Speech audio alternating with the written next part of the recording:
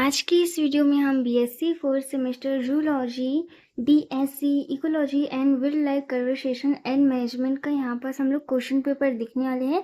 ये question paper आपके Raipur university से लिया गया है एंड यहाँ से क्वेश्चन जो है वो मोस्ट इम्पोर्टेंट क्वेश्चन है। आपको क्वेश्चन बताया था उन्हीं क्वेश्चन में से कुछ क्वेश्चन यहाँ पर आपको देखने को मिलेगा। बाकी आपका जो एक वाक्य में उत्तर या फिलिंग द ब्लैंक यहाँ पर दिया गया है वो यूनिवर्सिटी से लिया गया है। कुछ क्वेश्चन भी यूनिवर्सिटी से लिया गया है। बाकी मैंने जो क्वेश्चन बताया था वो क्वेश्चन आया था इंपॉर्टेंट क्वेश्चन में, मॉडल पेपर से भी क्वेश्चंस आए थे। एंड कमेंट में बताइएगा कि आप कौन सी यूनिवर्सिटी की स्टूडेंट हैं। तो यहाँ पर सबसे पहले हम मोस्ट इंपॉर्टेंट क्वेश्चन पेपर देखेंगे।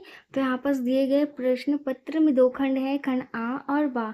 सभी प्रश्न के उत्तर दिए यहाँ पर बोला गया। तो खंड आ में हम कौन सा प्रश्न देखेंगे? फिलिंग द ब्लैंक देखेंगे। आपका 10 फिलिंग द ब्लैंक दिया रहेगा 1 मार्क का। खालिस्तान देखिए, ऑक्टोलॉजी को खालिस्तान नाम से भी जाना जाता है। किस नाम से जाना जाता है? आप पढ़ के गए होंगे तो आपको मालूम होगा, ठीक है। यहाँ पर ऑक्टोलॉजी को किस नाम से जाना जाता है बोला गया है। इसके बाद देखिए न्यूनतम के नियम देने वाले वैज्ञानिक कौन है, यहाँ पर पूछा गया है।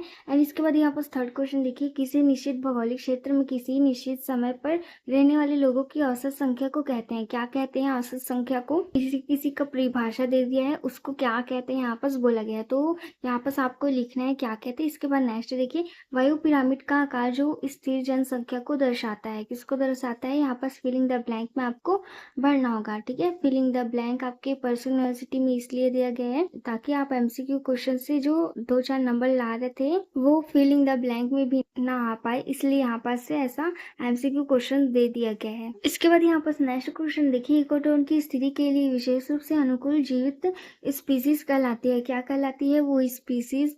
तो यहाँ पर आपको आंसर लिखना होगा। इसके बाद नेक्स्ट यहाँ पर देखिए, पानी में किसकी अधिकता से बच्चे में फ्लू बेबी सिंड्रोम्स होता है, ठीक है। पानी में किसकी अधिकता से, पानी में क्या चीज की अधिक हो जाती है जिससे बच्चों को ब्लू बेबी सिंड्रोम होता है। इसके बाद नेक्स्ट यहाँ पर देखिए, छत्तीसगढ़ का राज्य पशु किसे कहा जाता है? तो छत्तीसगढ़ का राज्य पशु वन भैंसा को कहा जाता है। इसके बाद नेक्स्ट देखिए, भारत में टाइगर प्रोजेक्ट शुरू हुआ था। कहाँ शुरू हुआ था, कब शुरू हुआ था, ये आपको लिखना है। इसके बाद नेक्स्ट देखिए, ऊर्जा की गैर नवीनीकरण संसाधन का उदाहरण है। क्या उदाहरण है यहाँ पर आपको लिखना है। इसके बाद नेक्स्ट देखिए, रेड डाटा बुक में अभिलेख है। किसका अभिलेख है? यहाँ पर आपको आंसर देना होगा। इसके बाद यहाँ पर हम लोग शॉर्ट टाइप क्वेश्चंस देखेंगे जो कि मैंने आपको इंपॉर्टेंट क्वेश्चन बताया था, उन्हीं इस क्वेश्चन में से यहाँ पर आपको देखने को मिल जाएगा। यहाँ पर फर्स्ट क्वेश्चन देखिए, मीठे पानी के पारिस्थितिक तंत्र का वर्णन कीजिए।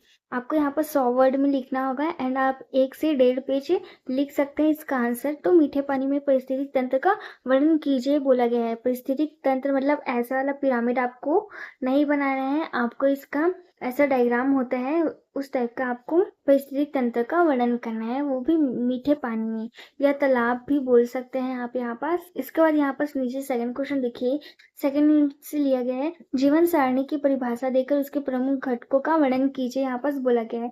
जीवन सारणी की परिभाषा आपको लिखना है, फिर उसके प्रमुख घटक जो होते हैं ना उसको यहाँ पास लिखना है। इसके बाद यहाँ पास देखिए, ध्वनि प्रदूषण के कारण तथा स्वास्थ्य पर पड़ने वाले प्रभाव का वर्णन कीजिए, यहाँ पास बोला गया है। तो यहाँ पास कुछ मोस्ट इंपॉर्टेंट क्वेश्चन रहे हैं, हो सकता है ये क्वेश्चन आपके भी एग्जाम में आ सके। तो ये सारे क्वेश्चन की आप अच्छे से तैयारी कर लीजिएगा। ध्वनि प्रदूषण मैंने बताया था, ये क्वेश्चन आया है।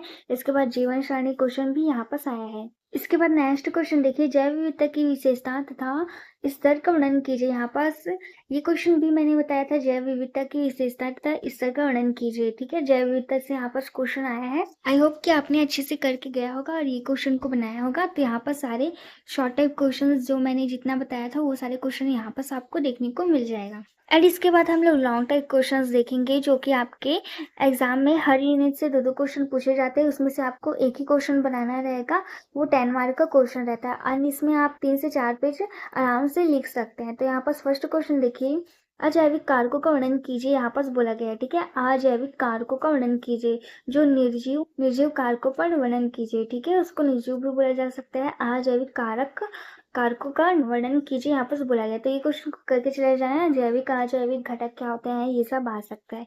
इसके बाद यहाँ पर सर के और में देखिए, भारत के जैव भौगोलिक क्षेत्रों का संक्षेप में वर्णन कीजिए, यहाँ पर बोला गया है। तो ये क्वेश्चन आई होप कि आपके एग्जाम में शायद ही आ सकता है, क्योंकि ये परसों यूनिवर्सिटी एग्जाम में आ चुका है।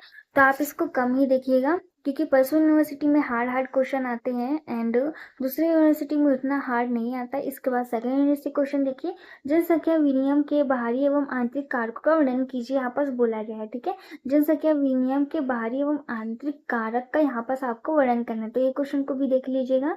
इसके बाद यहाँ से सेकेंड यूनिट के और में क्वेश्चन देखिए, जनसंख्या वृद्धि क्या है, लॉजिस्टिक तथा स्टॉकिस्टिक वृद्धि को समझाइए, यहाँ पर बोला गया है।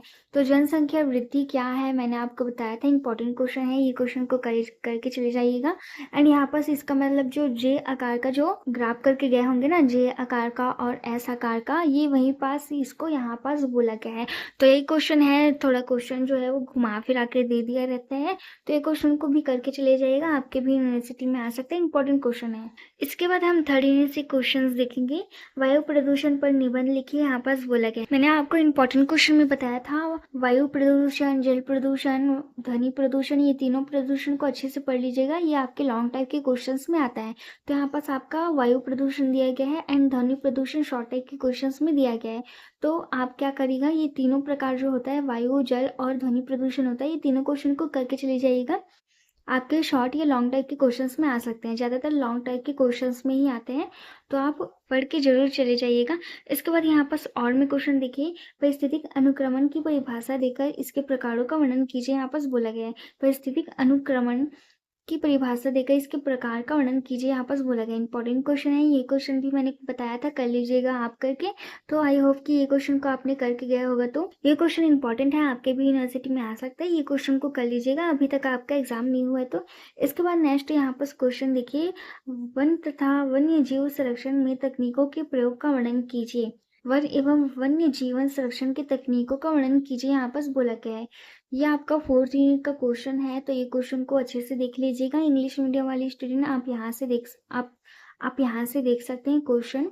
तो ऐसे क्वेश्चन के आने के चांसेस बहुत कम थे, लेकिन ऐसे क्वेश्चन आ गए हैं। यूनिवर्सिटी वाले क्वेश्चन देते हैं लेकिन घुमा फिरा के क्वेश्चन देते हैं, तो आप वो सारे क्वेश्चन को अच्छे से करके चले जाइएगा। उसके और में कौन कौन सा क्वेश्चन दे सकते हैं, वो सारे क्वेश्चन को करके चले जाइएगा। तो ऐसे क्वेश्चन को बिल्कुल मत छोड़िएगा, करके चले जाइएगा। एंड अभी तक आपने इंपॉर्टेंट क्वेश्चन नहीं देखा है तो वहाँ से क्वेश्चन देख लीजिएगा, वो क्वेश्चन आपके भी एग्जाम में आ सकते हैं। इसके बाद यहाँ पर फोर्थ यूनिट के और में क्वेश्चन देखिए क्या दिया गया है। छत्तीसगढ़ के प्रमुख राष्ट्रीय उद्यानों का वर्णन कीजिए, इंपॉर्टेंट क्वेश्चन था, मैंने आपको बताया था।